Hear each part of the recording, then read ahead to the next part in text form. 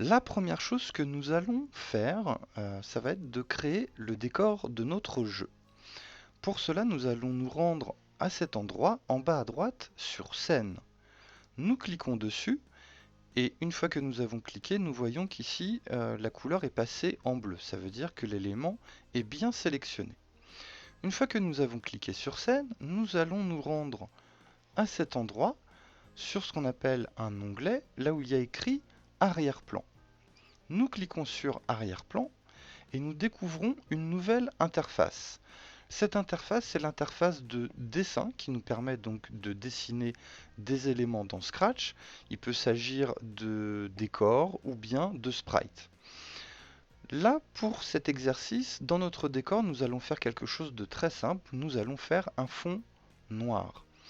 La première chose que nous allons donc faire, c'est ici, sur remplissage, vous avez normalement par défaut la couleur violette. Nous allons cliquer sur le violet. Cette petite palette de couleurs apparaît et nous allons déplacer ici, là où il y a écrit luminosité, le petit rond en restant cliqué dessus. Nous le déplaçons tout à gauche et nous voyons que la couleur ici est passée au noir. Maintenant que nous avons fait ça, nous allons sélectionner cet outil qui se trouve à cet endroit. C'est un outil qui nous permet de tracer des rectangles. Donc bien vérifier que l'outil est en bleu, cela signifie que l'outil est bien sélectionné.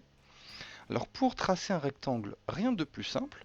Vous pouvez par exemple vous positionner en haut à gauche, vous restez cliqué sur votre bouton de souris, puis vous étirez votre rectangle tout en maintenant le bouton appuyé. Et une fois que vous êtes arrivé tout en bas, vous relâchez le bouton. Alors si le rectangle n'est pas forcément parfait, vous pouvez remarquer qu'à certains endroits, il y a des petits points bleus. Alors ces petits points bleus permettent d'augmenter ou de réduire la taille du rectangle. Nous allons nous placer sur le petit point bleu en haut à gauche et on voit que notre curseur se transforme en flèche qui va en haut et en bas. Nous restons appuyés dessus et nous nous déplaçons de telle sorte que notre rectangle noir remplisse la totalité de la case. Et on peut le voir à droite au niveau de l'aperçu, donc nous avons bien un fond noir. Maintenant que nous avons fait cette modification, nous allons cliquer sur l'onglet ici qui s'appelle Code.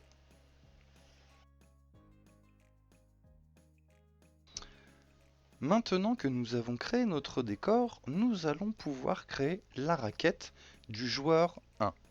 Alors la première chose que nous allons devoir faire, ça va être de supprimer ce petit chat. Pour cela, nous allons nous rendre à cet endroit et comme vous pouvez le voir, il y a une espèce de petite corbeille juste à côté. Nous cliquons dessus et hop, le petit chat a été supprimé. Alors, avant de nous intéresser au code de la première raquette qui correspond au joueur 1, nous allons d'abord devoir créer le sprite de la raquette. Pour ça, à cet endroit ici, nous le voyons, il y a une petite tête de chat et lorsque nous allons dessus, il y a un menu qui s'ouvre. Sur ce menu, il y a un pinceau qui nous indique donc l'option peindre. Nous cliquons dessus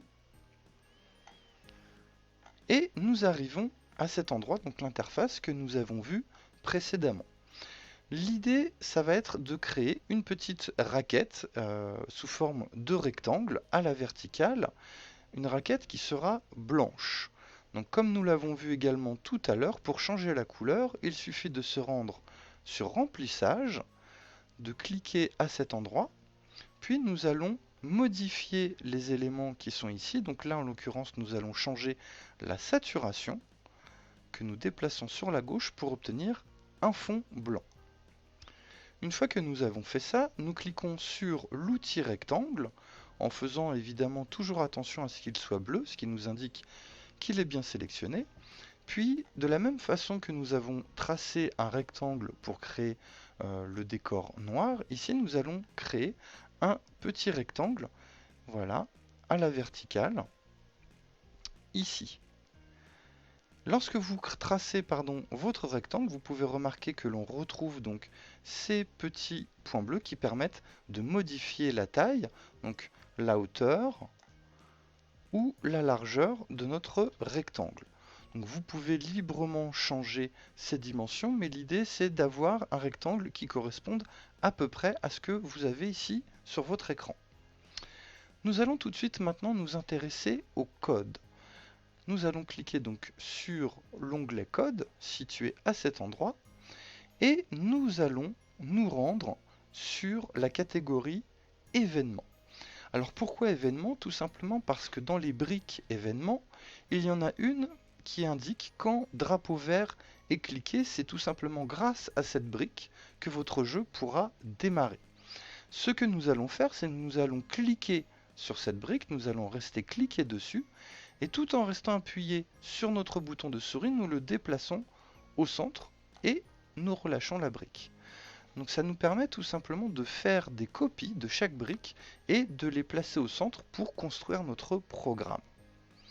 Nous allons ensuite nous rendre dans la catégorie apparence, celle qui est en violet.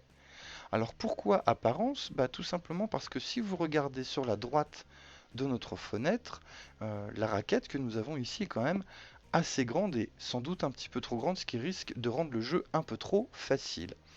Alors pour information, la catégorie apparence, c'est là-dedans où se trouvent tous les scripts qui permettent de changer par exemple la taille, la couleur ou de donner des effets visuels à chaque sprite présent dans notre jeu.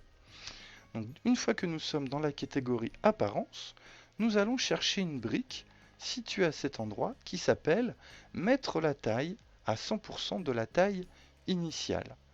Tout comme la première grippe de script, nous allons rester cliquer dessus et nous allons la déplacer de telle sorte qu'elle s'emboîte dans celle qui est située juste au-dessus. Simplement, ici, nous allons cliquer pour modifier la valeur. Donc là, c'est 100% de la taille initiale et nous allons mettre la taille 50% pour avoir une taille un petit peu plus réduite. On peut tester ça tout de suite pour voir quel est le résultat obtenu en cliquant sur le drapeau vert ici et on voit que la raquette a diminué de moitié. C'est le résultat que l'on souhaitait avoir. Maintenant, nous allons nous rendre dans la catégorie mouvement. Donc la catégorie mouvement, c'est à cet endroit que se trouvent tous les scripts qui permettent, par exemple, d'indiquer si j'appuie sur telle touche, tel sprite va se déplacer à tel ou tel endroit, par exemple. Donc là, en l'occurrence, nous allons nous intéresser à cette brique qui s'appelle aller à X quelque chose, Y quelque chose. Me concernant, X est égal à 36 et Y à 28. Vous avez peut-être d'autres valeurs qui sont indiquées. C'est pas grave, nous allons les modifier par la suite. Donc de la même manière que pour les autres briques de script, je reste cliqué dessus et je la déplace à cet endroit. Voilà, pour l'imbriquer. Alors, la première chose que je vais faire, c'est qu'ici, je vais cliquer là où il y a X et je vais écrire moins 200. Et au niveau d'Y, je vais écrire 0. Alors, à quoi correspondent ces choses-là? Si vous les connaissez peut-être par exemple à travers les cours que vous avez pu avoir à l'école, nous avons X qui est l'abscisse et nous avons Y qui est l'ordonnée. Il faut tout simplement imaginer que X, l'abscisse, est une ligne horizontale infinie et que Y, l'ordonnée, est une ligne verticale infinie. Concrètement, la fenêtre de jeu, si nous la regardons, nous pouvons imaginer qu'au centre se trouve le croisement de X et de Y et que ce croisement est égal à 0. Tout ce qui va se trouver à droite de notre écran, sur l'axe X, donc sur la ligne horizontale, va être des valeurs positives. 1, 2, 3, 10, 50, etc. Et tout ce qui se trouve à gauche va être des valeurs négatives. Moins 1, moins 2, etc. jusqu'à l'infini. Ce qui fait qu'à cet endroit, j'ai indiqué moins 200, tout simplement parce que je souhaite que cette petite raquette se trouve à gauche de mon écran. De la même manière, tout ce qui va se trouver en haut de l'écran, sur l'axe Y, sera des valeurs positives, 1, 2, 3, etc. Et tout ce qui sera en bas de l'écran, toujours sur Y, sera des valeurs négatives, moins 1, moins 2, et ainsi de suite. On peut tester tout de suite ce script en cliquant à nouveau sur le petit drapeau vert et on remarque que ma raquette se place à gauche de l'écran, voilà, donc aux valeurs que j'ai indiquées à cet endroit. Ensuite, je vais retourner dans la catégorie, pardon, je ne vais pas retourner dans la catégorie événements, je vais cliquer sur contrôle. Dans la catégorie contrôle, on va retrouver un certain nombre de scripts, à commencer par ce qu'on appelle les boucles. Alors les boucles, on en a de différents types. On a des boucles qui vont se répéter un certain nombre de fois et on a des boucles qui vont se répéter indéfiniment. Le principe des boucles, c'est que ça nous permet de placer des éléments de code, de script, qui vont se répéter autant de fois que souhaité. Et en l'occurrence, pour déplacer notre raquette, pour le joueur 1, nous allons avoir besoin de l'une de ces boucles. Je vais revenir un petit peu plus en détail après sur la vidéo, sur la question justement des boucles, mais tout d'abord nous allons ajouter la boucle répétée indéfiniment. On peut remarquer que contrairement aux autres briques, ici nous pouvons placer des briques mais pas en dessous. En revanche, ici il y a une petite flèche qui nous indique que tout ce qui sera à l'intérieur de cette brique se répétera indéfiniment. Alors une fois que nous avons fait ça, nous allons nous intéresser à la brique si alors. C'est celle-ci à ne pas confondre avec la brique si alors sinon. Nous on veut juste la brique si alors. Cette brique si alors, c'est ce qu'on appelle une condition. Les conditions sont énormément utilisées en informatique, qu'il s'agisse de jeux vidéo ou de tout autre programme. Les conditions ont un fonctionnement extrêmement simple. Par exemple, une condition que vous connaissez peut-être, si tu ne ranges pas ta chambre, eh bien, tu n'auras pas le droit d'aller jouer dehors. Donc la condition, c'est si je range ma chambre, je peux aller jouer dehors. Si je ne range pas ma chambre, eh bien, je ne peux pas aller jouer dehors. Donc je vais prendre cette condition et je vais la placer à l'intérieur de la boucle répétée indéfiniment. De la même façon, je vais en prendre une deuxième que je vais placer également à l'intérieur de répéter indéfiniment, mais en dessous de la brique si alors que j'ai posé précédemment. Donc si vous avez bien suivi la manipulation, à l'intérieur de cette brique répétée indéfiniment, nous avons deux briques si alors qui se succèdent. Maintenant, nous allons rentrer des choses dans ces deux briques si alors. Tout d'abord, nous allons nous rendre dans capteurs. Les capteurs, c'est une catégorie qui permettent de régler les interactions, les choses qui se passent entre les différents sprites et les différents éléments de manière générale dans un jeu vidéo. Alors, nous allons donc nous intéresser à cette brique qui s'appelle touche espace pressé point d'interrogation. On peut remarquer qu'elle a une forme assez spécifique qui correspond finalement aux formes que l'on a ici. Et ça tombe bien puisque on va les imbriquer. Alors je vais prendre cette brique et je vais la déplacer de telle sorte que l'espèce de petit losange s'illumine, ce qui signifie que si je lâche mon bouton, hop, il rentre à l'intérieur. Je fais la même chose pour la deuxième brique, si alors. Ces deux briques me permettent d'indiquer quelle touche je vais devoir presser dans mon jeu pour obtenir telle ou telle action à l'écran. En l'occurrence, ici, je vais cliquer, vous voyez juste à côté d'espace, sur une petite flèche blanche. Et je vois qu'il y a toutes les touches qui sont présentes sur mon clavier d'ordinateur. Alors, pour celle du haut, je vais choisir la touche A. Et pour celui-ci, toujours je clique sur la petite flèche blanche et je vais choisir la touche Q. Ce sont grâce à ces deux touches A et Q que je vais pouvoir faire monter et descendre ma raquette pour pouvoir renvoyer la balle à mon adversaire. Alors ce script n'est pas encore tout à fait fini puisqu'il nous manque encore deux choses. Ces deux choses, je vais les trouver à nouveau en retournant sur Mouvement et je vais m'intéresser à cette brique qui s'appelle Ajouter 10 à Y. Alors là aussi, faites bien la distinction. Ici, il y a une brique Ajouter 10 à X. C'est pas celle qui nous intéresse. Nous, celle qui nous intéresse, c'est Ajouter 10 à Y. Je vais en prendre une et je vais la placer à l'intérieur du premier si. et je vais en prendre une deuxième que je vais placer à l'intérieur du deuxième si. Donc vous devez avoir ici répéter indéfiniment, et à l'intérieur de répéter indéfiniment, deux briques si alors, dans lesquelles se trouvent les deux touches, donc A pressé, ainsi que ajouter 10 à Y. Dernière petite chose, je le rappelle, tout ce qui va se situer en haut de l'écran, donc sur l'axe Y, ce sont des valeurs positives. Donc là, l'idée, c'est lorsque j'appuierai sur A, ma raquette montera.